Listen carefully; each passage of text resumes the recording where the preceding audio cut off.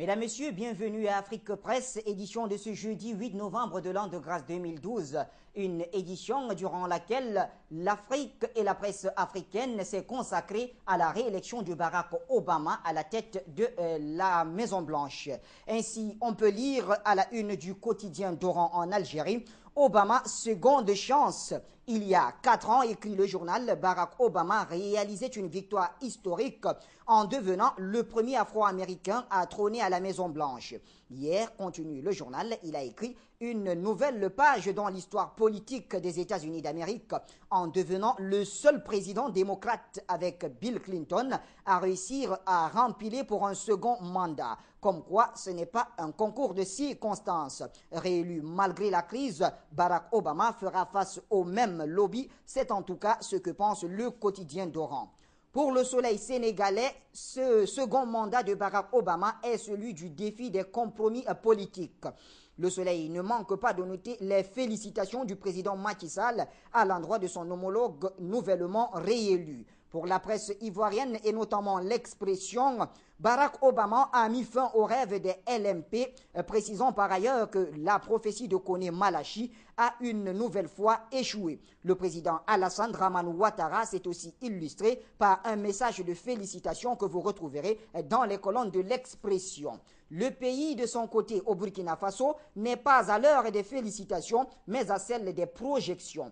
États-Unis, Afrique, qu'attendre de Obama 2 ? Point d'interrogation. Et voilà la question que se pose le quotidien burkinabé. Le pays salue tout de même l'exploit du président américain qui s'est fait réélire malgré la situation de crise financière et le taux de chômage croissant. Un vox pop également sur la réélection d'Obama. Des Burkinabés jugent le nouveau président. S'il y a un qui a attiré l'attention du quotidien Le Pays, c'est bien Nelson Mandela, à qui le peuple sud-africain a rendu un hommage vivant par des billets de banque à son effigie. Et puis, puisque le mot sud-africain s'est inséré dans ma phrase, il serait normal de vous amener à lire la une de la Nouvelle Tribune au Bénin qui note que Jacob Zuma félicite Barack Obama. Le président sud-africain, dans les colonnes de la Nouvelle Tribune béninoise, a félicité son homologue en insistant sur le rôle que les États-Unis doivent jouer pour le développement du continent africain. Dans son message, le président Jacob Zuma affirme que l'Afrique du Sud a confiance dans le fait que les États-Unis continueront à jouer un rôle important. C'est en tout cas ce que rapporte la Nouvelle Tribune. Les journaux d'Afrique centrale se sont également penchés sur le dossier US, illustration avec le journal du Tchad qui rappelle que Barack Obama est entré mercredi 7 novembre 2012 dans l'histoire des présidents américains, dans l'histoire des présidents démocrates réélus. Comme les sondages l'avaient prédit, il a devancé de justesse son rival républicain Mitt Romney avec plus de 300 grands électeurs sur 538, selon les premiers résultats qui sont encore provisoires dans les colonnes du journal du Tchad. C'est le même titre à la une du journal de Bangui en République centrafricaine. Barack Obama reconduit à la Maison-Blanche. Mutation au Cameroun parle également de ces élections avec un accent particulier sur les enjeux et les leçons de la réélection de Barack Obama. Le président sortant des États-Unis a rempilé hier face au républicain Mitt Romney, écrit le journal. Cette victoire, selon Mutation, survient dans un contexte marqué par la crise économique et des défis multiformes. Mutation, pour mieux illustrer cette analyse, a fait appel à Jean-Emmanuel Pondy qui a parlé du phénomène Obama et des attentes de l'Afrique. Les dépêches de Brazzaville, de son côté, voient Barack Obama sur un nuage. Mais le nouveau président n'aura pas le temps de savourer sa victoire car il a du pain sur la planche. L'observateur de la République démocratique du Congo, pour sa part, note que, élu comme 45e président des États-Unis d'Amérique, Barack Obama a comme priorité des priorités l'économie. Pour l'observateur, contrairement à sa première victoire qui ressemblait à un raz-de-marée, M. Obama a obtenu cette réélection dans un mouchoir de poche. C'est en tout cas ce que pense l'observateur de la République démocratique du Congo.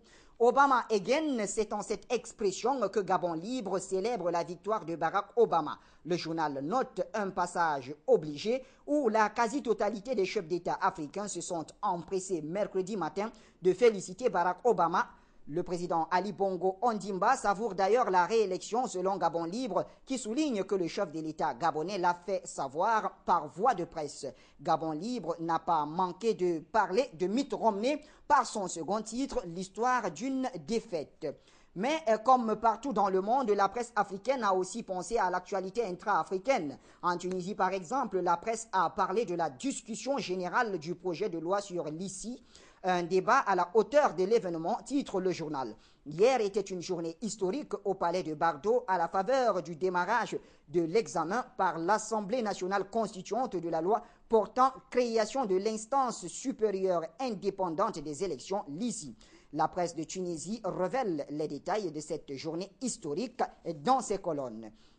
Affaire de parlement aussi à la une d'aujourd'hui, le Maroc qui souligne une nouvelle polémique à l'hémicycle. Les députés dénoncent le manque de précision dans la détection des absents au Parlement. Une première dans l'histoire du Parlement marocain, les noms des députés absents ont été cités au début de la séance plénière de la Chambre des représentants de lundi. Un constat fait par aujourd'hui le Maroc, malgré les remous qu'a suscité cette liste, l'ensemble des groupes parlementaires s'accordent sur la nécessité de garantir une présence qualitative des députés. Au Sénégal, le Soleil revient et met à sa une Abdoul Mbaye face à la presse. Le Premier ministre sénégalais, selon le Soleil, a passé en revue tous les secteurs du développement du Sénégal. La croissance devrait, selon le chef de gouvernement, s'établir à 4,3% en 2013. Abdoul Mbaye, sur l'affaire Hissène Habré, souligne qu'il y a une diffamation contre sa personne. Le Soleil révèle également que le Premier ministre dit être en parfaite relation avec Maître Augustin Senghor, le président de la Fédération sénégalaise de football. Chez nos confrères ivoiriens, LG Info met en exergue l'an 1 de Gbagbo à la Cour pénale internationale. Le journal révèle que les partisans de l'ancien président ivoirien se mobilisent de plus en plus derrière leur héros. Et dans les colonnes de LG Info, on peut lire comment il se prépare. Une chose est certaine, la pression monte dans la diaspora africaine, comme le souligne LG Info.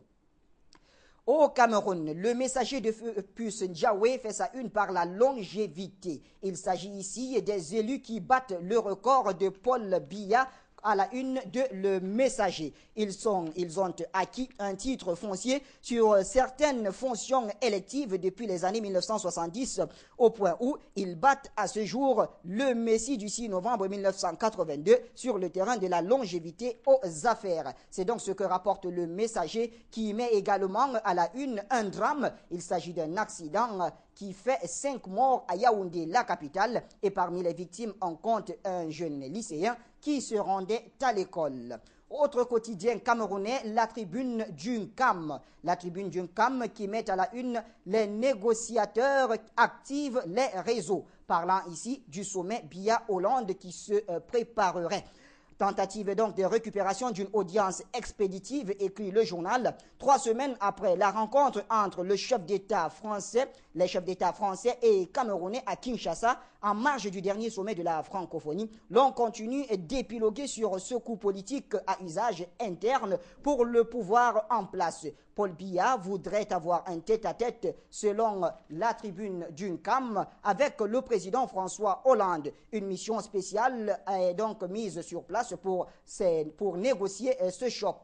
Pour une visite donc à tout prix du chef de l'État français au Cameroun, Paul Biya a appelé à la rescousse divers habitués des couloirs devant affronter de sérieux écueils. Pour le Cameroun, donc, on a Jean-Narcisse Mouélé Kombi, et pour la France, François Rebsamen. C'est ce que rapporte la Tribune d'Uncam.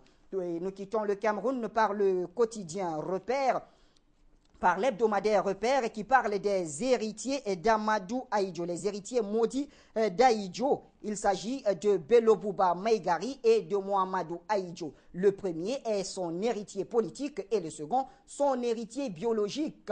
L'hebdomadaire Repère écrit donc qu'ils ont aussi en commun une trajectoire et des fréquentations politiques qui feraient se retourner dans sa tombe le premier président camerounais Amadou Ahidjo. Ce sont les héritiers maudits d'Ahidjo. comme l'écrit repère l'hebdomadaire camerounais. Et nous terminons par les îles où l'Express de Madagascar voudrait une sortie de crise malgache. Pour ce faire, le journal indique que les défis attendent le régime en place pour tenir des élections acceptées par tous en vue de sortie de la crise. Une voie s'ouvre selon l'Express de Madagascar, la voie du dialogue politique entre l'Union européenne et le gouvernement de transition. D'où la une de l'Express de Madagascar, l'Europe met l'État devant ses devoirs.